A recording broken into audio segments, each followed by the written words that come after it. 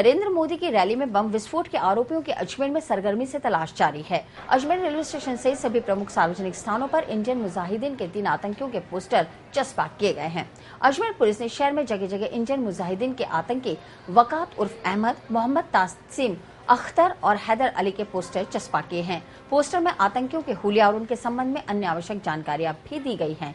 Poster केंद्रीय जांच agency द्वारा जारी किया गया है। तीनों आरोपी इनामी हैं और सरकार ने इन पर 10-10 लाख के इनाम घोषित किए हैं।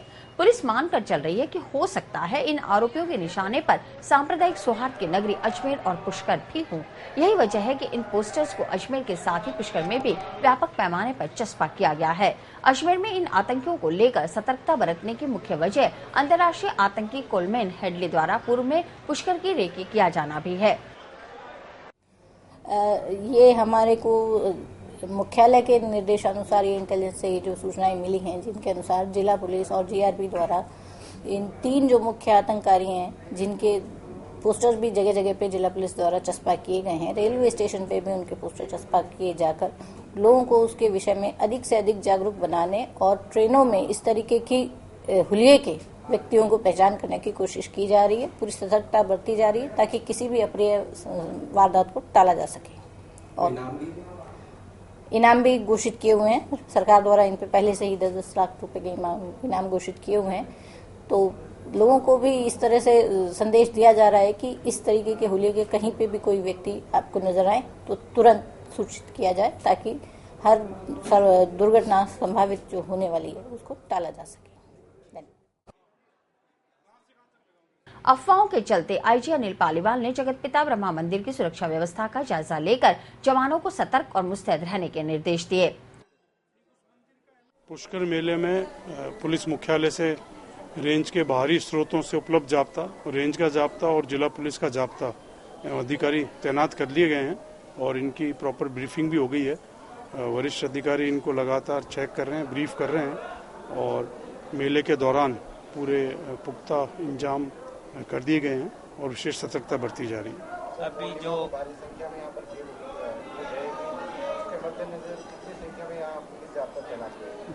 जिला पुलिस अधीक्षक ने जो रूटीन में भी जाब्ता तैनात हुआ है, अपनी विशेष योजना बनाई है।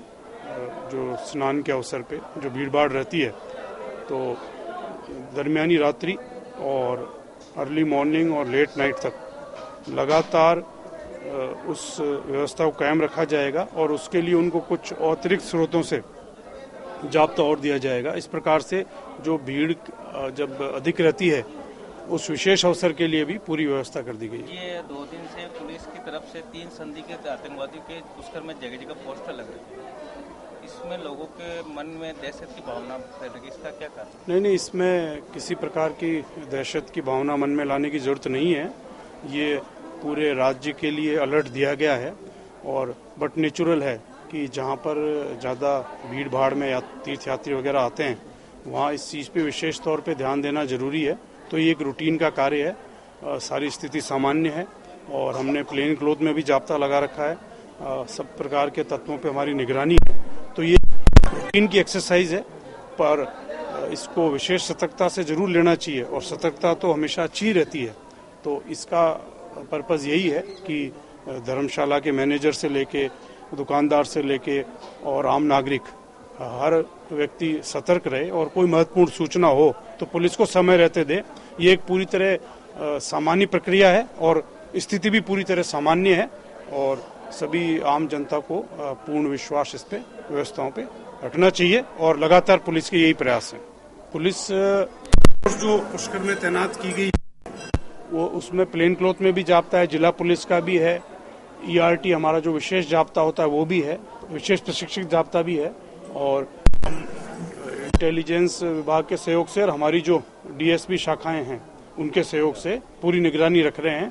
तो इस प्रकार से हर प्रकार से फोर्स यहाँ तैनात कर। जीआरपी पुलिस ने ट्रेन और रेलवे स्टेशन पर जहर खुरानी की वारदातों को अंजाम देने वाले एक शातिर को दिल्ली से गिरफ्तार किया है।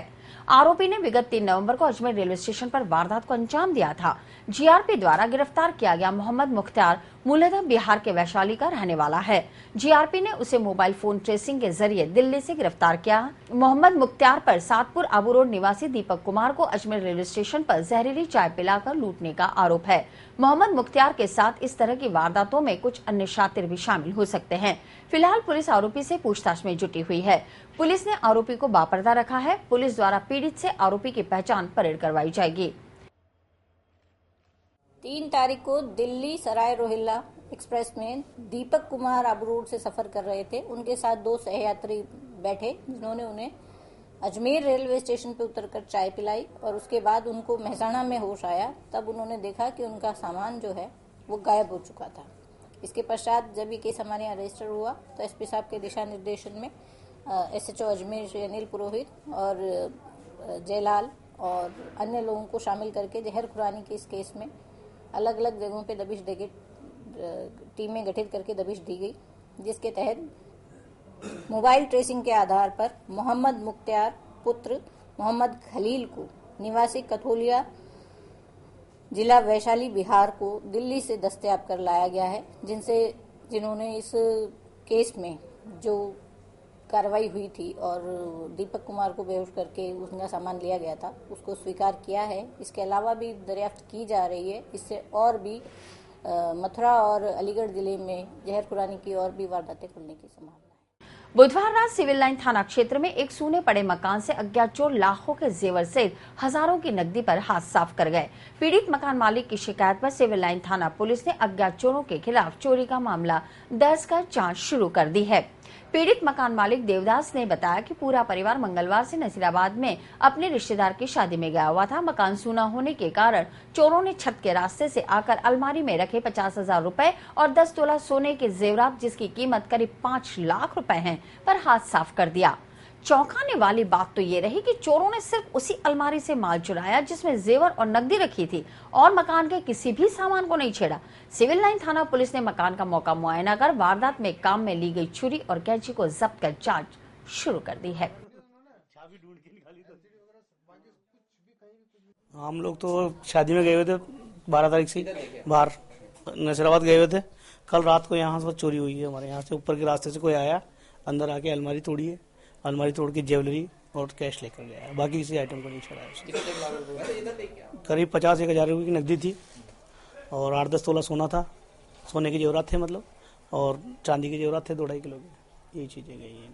कहाँ से आया चोर? यहाँ से आया था, इधर सीढ़ी से। अच्छा, ज्वेलरी में क्या क्या था और नकदी क्या थी? ज्वेलरी में जेवर थे, सब बच्ची के जेवर थे, वाइफ के थे, सारी जो जेवर थे, पाइजेब वगैरह जोड़ियाँ थी 2-3-4 थी, चांदी की कणक थी वगैरह, टॉप्स वगैरह और अंगूठी, चेन वगैरह, ये सारी